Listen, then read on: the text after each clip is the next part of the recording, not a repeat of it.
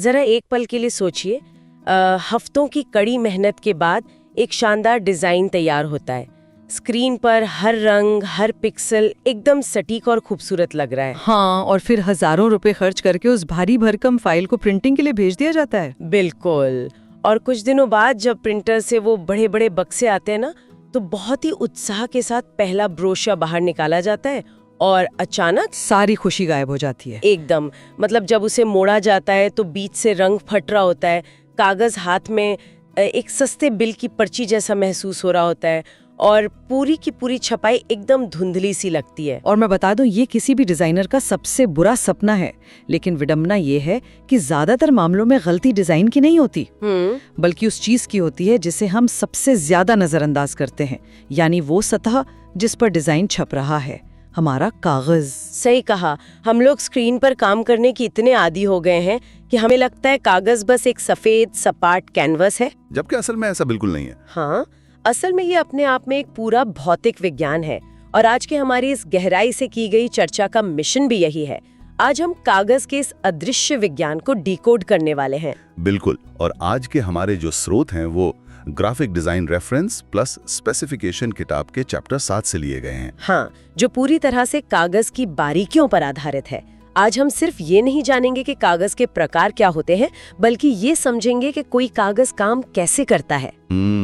उसके साइज, उसकी मोटाई, वजन और यहाँ तक कि उसके अंदर मौजूद रेशों की दिशा का आपके फाइनल डिजाइन पर क्या असर पड़ता है। एकदम सही बात है। और इससे पहले कि हम इस दिलचस्प दुनिया में गोता लगाएं, सुनने वालों के लिए एक जरूरी जानकारी। हाँ बिल्कुल, बता दीजिए। अगर डिजाइन के शौकीनों को हमारी इस तरह की गहराई से की गई चर्चाएं पसंद आ रही हैं, तो इस चैनल को जरूर सब्सक्राइब करें। ये बहुत जरूरी है। और हाँ, अगर कोई इस किताब यानी graphic design reference plus specification की फिजिकल कॉपी अपने हाथों में लेके पढ़ना चाहता है, तो वे स्क्रीन पर दिए गए QR कोड को स्कैन कर सकते हैं या नीचे दिए गए बुक लिंक पर क्लिक कर सकते हैं। मैं तो कहूँगा हर डिजाइनर के पास ये होनी चाहिए। ठीक है, चलिए इसे थोड़ा समझते हैं। जब भी कोई नया प्रोजेक्ट शुरू होता है, सबसे पहला सवाल यही होता है कि इसका आकार क्या होगा। बिल्कुल, साइज सबसे बुनियादी चीज है। और यही स्रोत सामग्री में एक बहुत ही अजीब सी तकरार देखने को मिलती है नॉर्थ अमेरिकन सिस्टम और इंटरनेशनल सिस्टम यानी ISO के बीच। अरे हाँ, ये दोनों बिल्कुल अलग दुनिया है। मतलब नॉर्थ अमेरिकन सिस्टम पूरी तरह से इंच पर टिका है। इसका जो मूल आधार है वो है 8.5 गुणा 11 इंच, जो उनका स्टैंडर्ड लेटर साइज है। हाँ, बाकी साइज जैसे 11 गुणा 17 इंच इसी के गुणक है। लेकिन मुझे एक बात समझ नहीं आती, जब प्रिंटर्स के पास मौजूद बड़ी शीट के साइज की बात आती है, जैसे 23 गुणा 35 इंच, तो मतलब अगर मूल आधार 8.5 गुणा 11 है, तो बड़ी शीट को सीधा सीधा 24 गुणा 26 क्यों नहीं कर दिया जाता? ये बेतरतीब से नंबर क्यों रखे गए हैं? यहाँ जो बात सबसे दिलचस्प है वो ये है कि इन नंबरों के पीछे कोई गणितीय सुंदरता नहीं है, बल्कि प्रिंटिंग प्रेस की कच्ची और व्यवहारिक जरूरतें हैं। अच्छा, व्यवहारिक जरूरतें। हाँ। नॉर्थ अमेरिकन सिस्टम पूरी तरह से इस बात पर निर्भर करता है कि मशीन कागज को कैसे संभालती है। जब आप एक 23 गुणा 35 इंच की बड़ी शीट लेते हैं ना, तो उसमें से 8.5 गुणा 11 इंच के 16 पन्ने निकलते हैं। लेकिन जो थोड़ी सी जगह बच जाती है वो बेकार नहीं जाती। तो वो एक्स्ट्रा जगह किस लिए छोड़ी जाती है? वो जगह जानबूझकर इसलिए छोड़ी जाती है ताकि मशीन के ग्रिपर यानी मशीन का वो हिस्सा जो कागज को पकड़कर प्रेस के अंदर खींचता है, उसे पकड़ने के लिए कुछ खाली जगह मिल सके। ओहो, मतलब अगर कागज बिल्कुल नाप का होगा तो मशीन उसे पकड़ते समय डिजाइन के कुछ हिस्से को खराब कर देगी या उस पर रंग नहीं छप पाएगा। एकदम सही पकड़ा आपने। और सिर्फ ग्रिपर ही नहीं, ब्लीड के लिए भी तो जगह चाहिए होती है। हाँ, ब्लीड तो डिजाइन में बहुत जरूरी है। बिल्कुल। जब हम चाहते हैं कि रंग कागज के एकदम किनारे तक छपें, तो डिजाइन को थोड़ा सा बाहर तक फैलाना पड़ता है और फिर बाद में उसे काटा जाता है। सही कहा। इसके अलावा कलर बार्स के लिए भी जगह चाहिए होती है ताकि प्रिंटर रंगों की सटीकता जांच सके। तो कुल मिलाकर ये सिस्टम गणित पर नहीं, बल्कि प्रिंटिंग प्रेस कैसे काम करती है उस पर बना है। ये तो हुई प्रेस की मजबूरी की बात। मतलब एक तरह से ये जुगाड़ है। हाँ, एक तरह का बहुत ही स्टैंडर्ड जुगाड़। लेकिन फिर आता है इंटरनेशनल या ISO सिस्टम, और इसे देखकर तो ऐसा लगता है जैसे किसी परफेक्शनिस्ट गणितज्ञ ने इसे बनाया है। अरे, ISO सिस्टम की कहानी सच में बहुत तार्किक है। ये पूरी तरह से 1 वर्ग मीटर के क्षेत्रफल पर टिका है। 1 वर्ग मीटर मतलब सीधा सीधा मैथ। हाँ, इसकी शुरुआत A0 साइज के कागज से होती है, जिसका नाप 841 गुणा 1189 मिलीमीटर होता है। अगर आप इसका क्षेत्रफल निकालेंगे ना, तो ये बिल्कुल सटीक 1 वर्ग मीटर आएगा। क्या बात है। और मैं बताऊं, इसका सबसे जादुई हिस्सा वो है जब हम इस कागज को काटना शुरू करते हैं। बिल्कुल, अगर आप A0 को बीच से आधा मोड़ दें या काट दें तो वो A1 बन जाता है, और A1 को आधा कर दें तो A2 बन जाता है। सही कहा। आप इसे कितना भी छोटा करते जाएं, इसकी लंबाई और चौड़ाई का अनुपात हमेशा एक ही रहता है। मतलब ये डिजाइनर्स के लिए किसी वरदान से कम नहीं है। हाँ, क्योंकि काम बहुत आसान हो जाता है। यानी अगर मैंने A4 साइज के लिए कोई पोस्टर डिजाइन किया है और मुझे अचानक क्लाइंट कहता है कि उसे A2 साइज का बड़ा पोस्टर बनाना है, तो मुझे डिजाइन को दोबारा सेट करने या लेआउट बदलने की जरूरत नहीं है। मैं बस उसे प्रोपोर्शन में स्केल अप कर सकती हूँ और वो बिल्कुल फिट बैठेगा। सटीक। और सिर्फ A सीरीज ही नहीं है, इसमें B सीरीज भी है जो 2A साइज के ठीक बीच का विकल्प देती है। अच्छा, B सीरीज का इस्तेमाल कहाँ होता है ज्यादातर? खासकर बड़े पोस्टर्स के लिए। मतलब जब आपको लगे कि A1 ज्यादा बड़ा हो रहा है और A2 ज्यादा छोटा लग रहा है, तब B सीरीज काम आती है। समझ गई। और फिर C सीरीज आती है, जिसे खासतौर पर लिफाफों और फोल्डर्स के लिए डिजाइन किया गया है, ताकि A सीरीज का कागज C सीरीज के लिफाफे में आराम से फिट हो सके। ये तो बहुत ही तार्किक है। ऐसा लगता है जैसे फ़ारेनहाइट बनाम सेल्सियस वाली स्थिति है। बिल्कुल, एक व्यावहारिकता से जन्मा है और दूसरा शुद्ध ज्यामिति से। चलिए, हमने सही साइज तो चुन लिया, उसका गणित भी समझ लिया, लेकिन अब एक और बड़ी समस्या आती है। मान लीजिए साइज एकदम परफेक्ट है, लेकिन जब कोई उस कागज को हाथ में लेता है तो वो बहुत ही हल्का और सस्ता महसूस होता है। और यहीं से शुरू होता है प्रिंटिंग की दुनिया का सबसे बड़ा सिरदर्द, यानी कागज का वजन। बिल्कुल, कागज का वजन नापना सच में एक भूल भुलैया लगता है मुझे। पूरी दुनिया में तो एक बहुत ही सीधा सिस्टम चलता है जिसे ग्रामेज या GSM कहते हैं, या किसी भी ग्रेड का हो। बस 1 वर्ग मीटर का एक टुकड़ा ले और उसका वजन ग्राम में कर ले, बात खत्म। GSM बहुत ही पारदर्शी और लॉजिकल सिस्टम है। लेकिन नॉर्थ अमेरिका में जो बेसिस वेट का सिस्टम है वो मुझे पूरी तरह से चकरा देता है। पाउंड्स में कागज का वजन नापना, मतलब जरा रुकिए। हाँ, वो थोड़ा कंफ्यूजिंग है। इसमें कहा गया है कि ये एक रीम यानी 500 शीट्स के वजन पर आधारित है, लेकिन एक पेंच है। ये वजन उस कागज के बेसिक साइज पर निर्भर करता है। बिल्कुल। और हर ग्रेड के कागज का बेसिक साइज अलग होता है। ये तो कोई तुक नहीं बनता। ये सच में भ्रमित करने वाला है। इसे ऐसे समझिए, बॉन्ड पेपर जिसे हम आमतौर पे लेटर हेड के लिए इस्तेमाल करते हैं ना, उसका बेसिक साइज 17x22 इंच होता है, जबकि अनकोटेड बुक पेपर का बेसिक साइज 25x38 इंच होता है। अच्छा, दोनों का बेसिक साइज ही अलग है। हाँ, और कवर स्टॉक का 20x26 इंच होता है। तो जब कोई अमेरिकन प्रिंटर कहता है कि ये 20 पाउंड का बॉन्ड पेपर है, तो इसका मतलब है कि 17x22 इंच की 500 शीट का वजन 20 पाउंड है। यहाँ बात सच में बहुत दिलचस्प हो जाती है। जरा एक सेकंड रुकिए। अगर ऐसा है तो मान लीजिए मेरे पास 65 पाउंड का टेक्स्ट कागज है और 65 पाउंड का ही कवर स्टॉक है। नाम सुनकर तो यही लगता है कि दोनों 65 पाउंड के हैं, तो दोनों का वजन और मोटाई एक जैसी होगी। लेकिन स्रोत में स्पष्ट लिखा है कि 65 पाउंड का कवर स्टॉक छूने पर बहुत अधिक मोटा और भारी लगता है। ऐसा क्यों, जब दोनों 65 पाउंड के ही हैं? और यहीं पर बेसिक साइज का जादू और गणित का खेल सामने आता है। ध्यान दीजिए, टेक्स्ट पेपर का बेसिक साइज बड़ा है, यानी 25x38 इंच। हाँ। जबकि कवर स्टॉक का बेसिक साइज छोटा है, 20x26 इंच। अच्छा, तो मतलब 500 बड़ी शीट का वजन 65 पाउंड है और दूसरी तरफ 500 छोटी शीट का वजन भी 65 पाउंड है।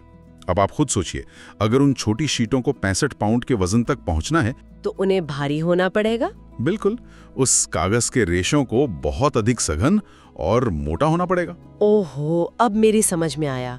क्योंकि कागज का टुकड़ा छोटा है लेकिन उसे वजन उतना ही दिखाना है, तो उसे भारी और कड़क होना ही पड़ेगा। एकदम सही। इसीलिए कवर स्टॉक हमेशा भारी और मोटा महसूस होता है।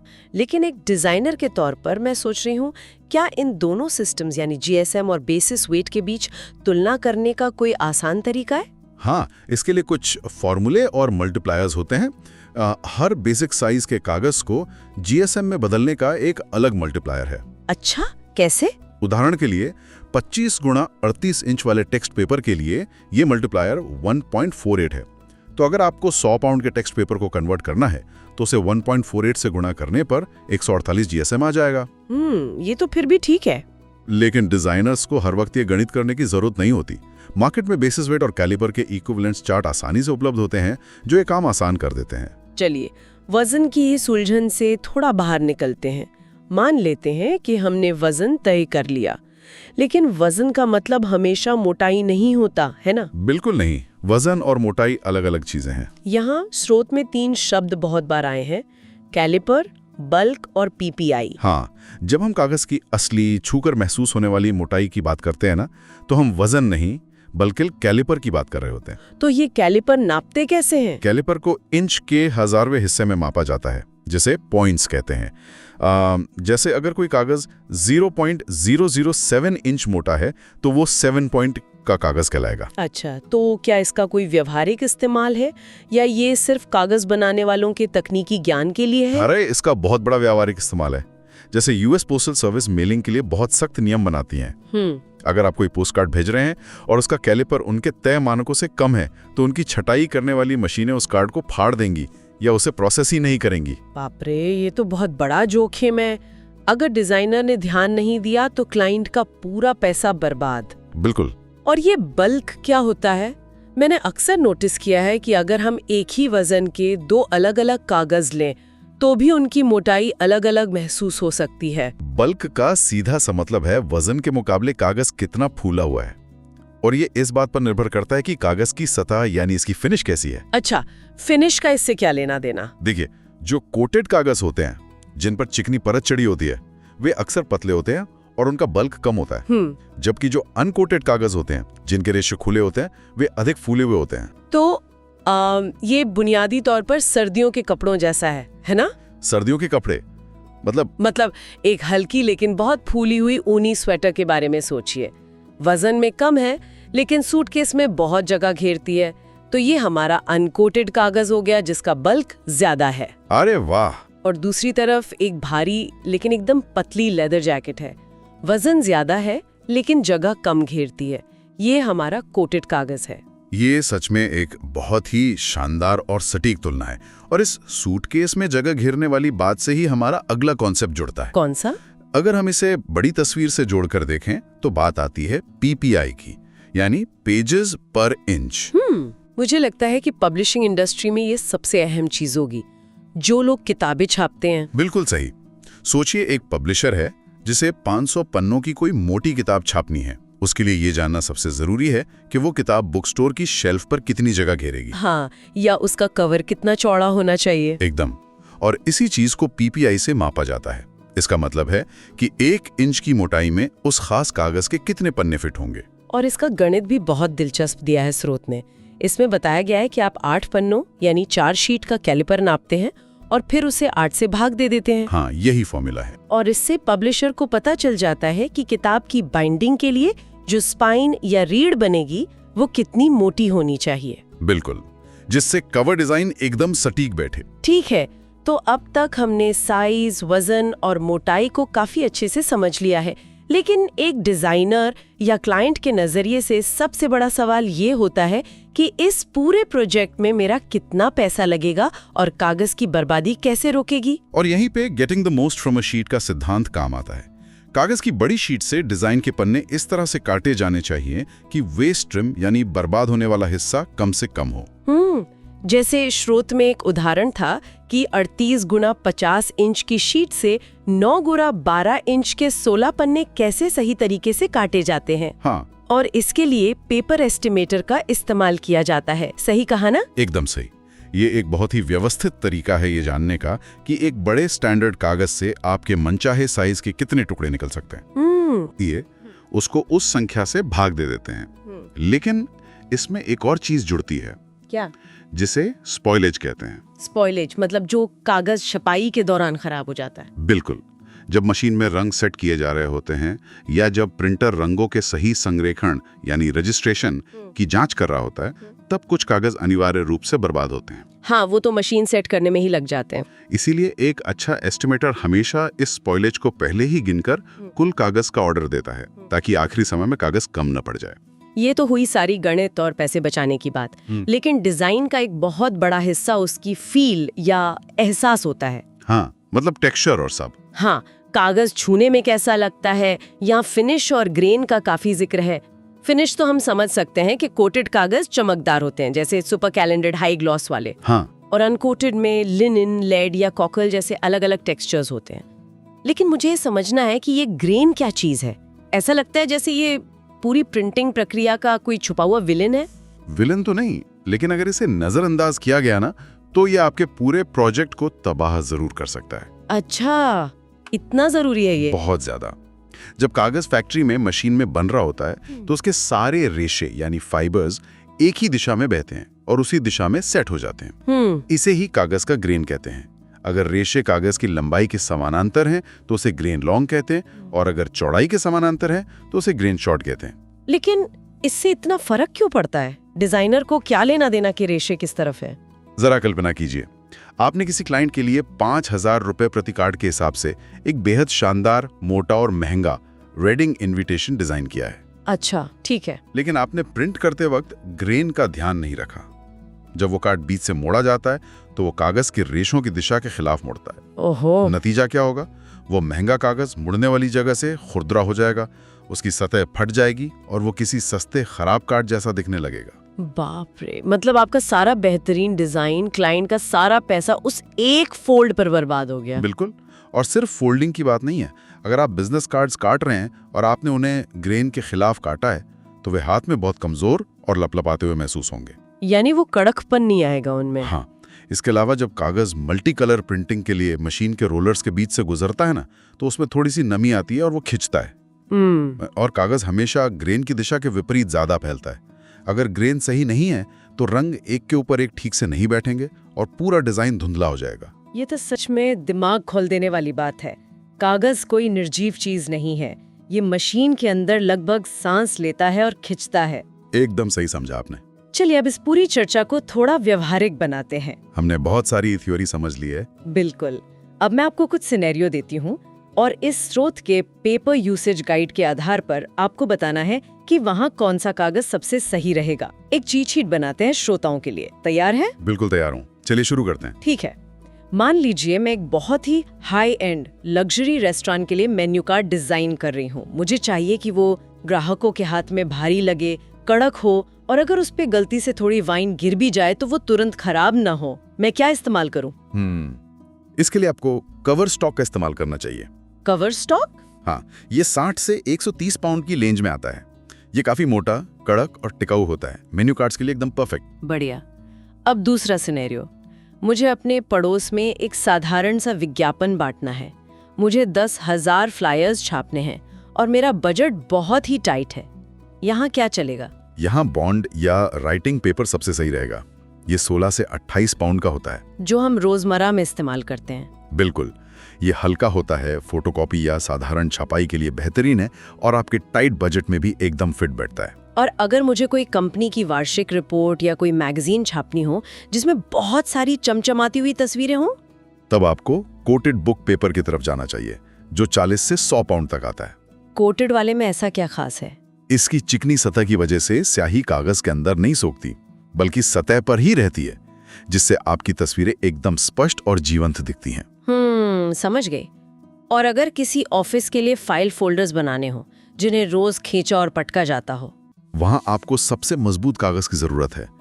इसके लिए इंडेक्स या ब्रिस्टल पेपर इस्तेमाल होता है। Bristol paper? हाँ, ये 67 से 175 पाउंड तक भारी हो सकता है और इसकी कठोरता कमाल की होती है। पोस्टकार्ड्स के लिए भी यही चलता है। और जाते जाते एक आखिरी, अगर मुझे किसी कार्ड के ऊपर एक पारदर्शी सा आवरण या ओवरले देना हो जो बहुत ही एस्थेटिक लगे, उसके लिए ट्रांसलूसेंट वेलम आता है। ये बहुत ही खूबसूरत और पारदर्शी कागज होता है जो डिजाइन में एक प्रीमियम लुक जोड़ देता है। इनविटेशन कार्ड्स में इसका बहुत इस्तेमाल होता है। तो इस सब का असल मतलब क्या है? आज की इस गहरी चर्चा में हमने सच में बहुत सारे मोमेंट्स देखे। कैसे 8.5 गुणा 11 इंच का सीधा सा पन्ना मशीन के ग्रिपर्स और ब्लीड्स की कहानी सुनाता है। बिल्कुल। कैसे वजन का मतलब हमेशा मोटाई नहीं होता और 65 पाउंड का टेक्स्ट और 65 पाउंड का कवर एक दूसरे से बिल्कुल अलग दुनिया की चीजें हो सकती हैं। एकदम सही। तहस नहस हो सकता है। मुझे यकीन है कि अगली बार जब सुनने वाले कोई मेन्यू कार्ड या बिजनेस कार्ड हाथ में लेंगे तो उनका दिमाग अपने आप कागज का वजन, बल्क और ग्रेन खंगालने लगेगा। ये एक बहुत ही जरूरी सवाल खड़ा करता है। मतलब आज के इस डिजिटल युग में जहां हम हर चीज को सिर्फ स्क्रीन के पिक्सेल्स में सोचते हैं और कमांड Z दबाकर हर गलती सेकंड्स में सुधार लेते हैं, क्या कागज के ये भौतिक मानक जैसे ग्रिपर मार्जिन और ग्रीन डायरेक्शन हमारी डिजाइन की रचनात्मकता को सीमित कर रहे हैं, या फिर क्या वे हमें उस पुरानी दुनिया से मजबूती से जोड़े रखते हैं जहां किसी चीज को असल में छूकर और महसूस करके बनाया जाता था? ये तो बहुत गहरा विचार है। हाँ, मतलब जैसे जैसे दुनिया और ज्यादा डिजिटल होती जा रही है, क्या भविष्य के डिजाइनर कागज की इस गणित और ग्रेन के विज्ञान को पूरी तरह से भूल जाएंगे? यह सच में एक बहुत ही विचारोत्तेजक सवाल है। स्क्रीन पर आप किसी पिक्सल को छूकर ये नहीं बता सकते कि उसका टेक्सचर कैसा है ना? बिल्कुल नहीं बता सकते। लेकिन एक लैट फिनिश वाले कागज पर उंगलियां फेरना एक बिल्कुल अलग मानवीय अनुभव है। शायद यही भौतिकता कागज को आज भी इतना प्रासंगिक और जादुई बनाए रखती है। सही कहा आपने। खैर, आज के इस सफर में हमारे साथ जुड़ने के लिए सभी सुनने वालों का बहुत बहुत धन्यवाद। अगली बार जब आप कोई डिजाइन देखें तो याद रखें, यह सिर्फ एक फ्लैट सतह नहीं है, यह एक पूरा भौतिक विज्ञान है जो आपके हाथों में है। बिल्कुल। और हाँ, जाने से पहले फिर से याद दिला दूं कि किताब की हार्ड कॉपी के लिए लिंक नीचे है, और ऐसे ही और दिलचस्प विषयों पर हमारी चर्चाओं के लिए चैनल को सब्सक्राइब करना ना भूलें। विचार करते रहिए और डिजाइन करते रहिए।